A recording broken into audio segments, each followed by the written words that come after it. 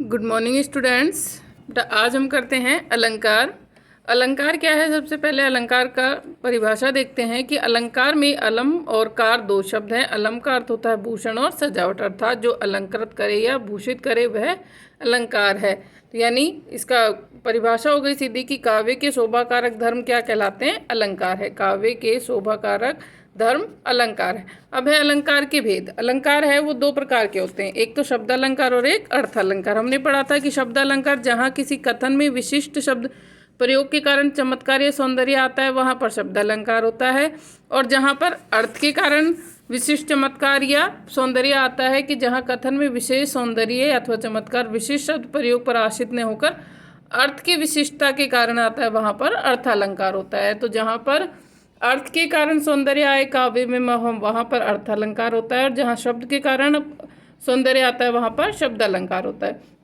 तो अब हम अलंकार देखते हैं। सबसे पहले शब्द अलंकार में हमारे तीन अलंकार हैं, अनुप्रास, यमक और श्लेष।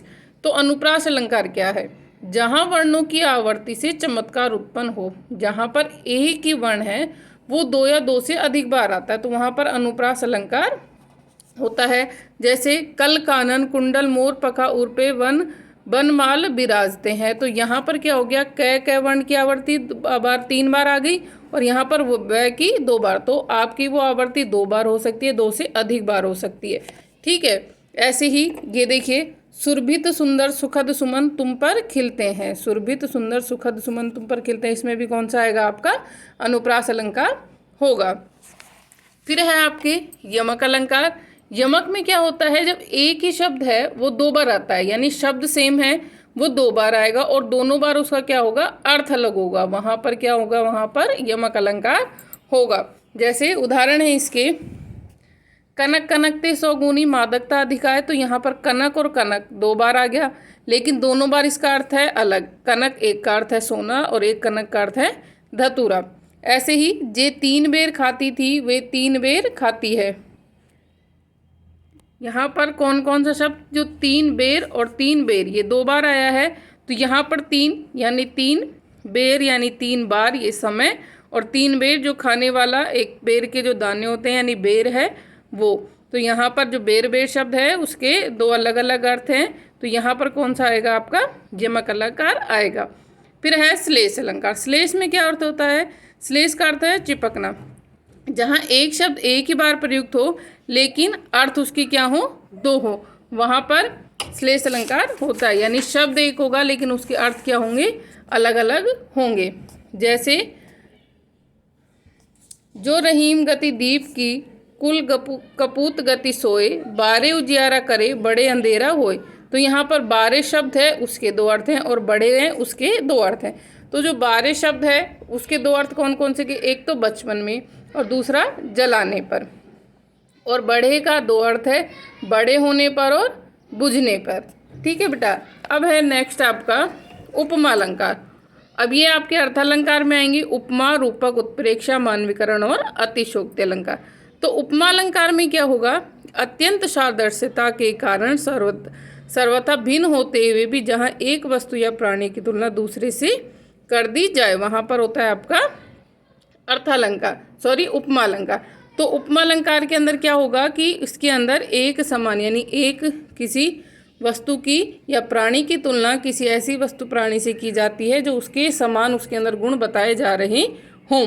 तो इसके जो वाचक शब्द हैं आपके, जैसे कि आप उसमें देखोगे तो आपको ये सा, सी, तुल्य, सम, जैसा, सरिस, जो, से आदि समान इसके अंदर शब्द आपको मिलेंगे। जैसे मखमल के झूल पड़े हाथी सा टीला, तो यहाँ पर हाथी सा टीला क्या आ गया? आपका सा आ गया।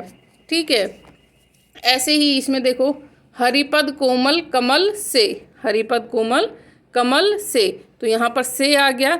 ऐसे ही हाय फूल सी कोमल बच्ची हुई राखी सी ढेर फूल सी, तो यहाँ पर से, सी इस तरह के जो शब्द आते हैं वो किस में आते हैं? उपमा में आते हैं। फिर है आपका रूपक। जहाँ गुण की अत्यंत समानता के कारण उपमेय में उपमान का अभेद आरोप कर दिया जाता है वहाँ पर रूपक अलंकार होता है। कि जहाँ पर उपमा में तो हमने क्या किया था? उनमें समानता दिखाई थी, लेकिन रूपक में उसमें अभेद आरोप कर दिया जाता है। जैसे मैया मैं तो चंद खिलौना लेहूं। यहाँ पर चंद्रमा और खिलौने भी क्या कर दिया है, आरोप कर दिया गया। यहाँ चंद्रमा में खिलौने का आरोप कर दिया गया है। चरण कमल बंदो हरि राई, तो यहाँ पर चरण और कमल का क्या कर दिया है, हरि के चरणों में कमल का उपमान आरोपित कर दिया गया है। ठीक है, फिर है उत्प्रेक्षा अलंकार। उत्प्रेक्षा में क्या होता है, जहाँ उपमेय में उपमान की संभावना अथवा कल्पना कर दी गई हो, वहाँ उत्प्रेक्षा अलंकार होता है।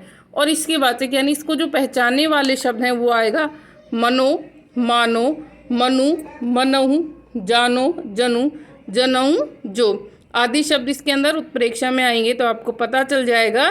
तो यहाँ पर परिभाषा है कि जहाँ उपमेय में उपमान की संभावना या कल्पना कर दी जाती है वहाँ पर, जैसे मानो माई घन घन अंतर दामिनी, तो क्या आ गया आपका, मानो आ गया। ठीक है, फिर है आपका मानवीकरण अलंकार। मानवीकरण में क्या होता है, जहाँ जड़ पर चेतन का आरोप अर्थात जड़ प्रकृति पर मानवीय भावनाओं का अथवा क्रियाओं का आरोप होता है, वहाँ मानवीकरण अलंकार होता है। जैसे बीती विभावरी जागरी, अंबर पनघट में डूबो रही, तारा घट उषा नागरी, तो यहाँ पर उषा पर नागरी का आरोप होने के कारण मानवीकरण अलंकार है। फिर है आपका अतिशोक्ति अलंकार। तो अतिशोक्ति अलंकार में क्या है कि जहाँ किसी वस्तु पदार्थ कथन का वर्णन लोक सीमा से बढ़ाकर प्रस्तुत किया जाता है, वहाँ पर अतिशोक्ति अलंकार होता है। यानी लोक सीमा से बढ़ाकर किसी चीज़ का वर्णन किया जाना, वहाँ पर अतिशोक्ति अलंकार होता है। जैसे आगे नदियाँ पड़ी अपार, घोड़ा कैसे उतरे पार, राणा जी ने सोचा इस पार, तब तक चेतक था उस पार, इस प्रकार से। ठीक है, अब कुछ आप इसमें जैसे उपमा और इसमें अंतर देख लीजिए। उपमा और उत्प्रेक्षा में देखो, मुख चंद्रमा के समान सुंदर है, इसमें आएगा उपमा, और मुख मानो चंद्रमा है, इसमें क्या आएगा बेटा, उत्प्रेक्षा। तो उपमेय में उपमान की समानता दिखाई जाती है, वहाँ पर उपमा में तो उपमेय में उपमान की समानता दिखाई जाती है, लेकिन उत्प्रेक्षा में उनकी संभावना की कल्पना की जाती है। ठीक है, रूपक में मुख चंद्रमा है और उपमा में मुख चंद्रमा के समान सुंदर है। ठीक है बेटा, आपको अच्छे समझ में आ गया होगा, तो आप इनको अच्छे से पढ़ोगे एक बार। Thank you.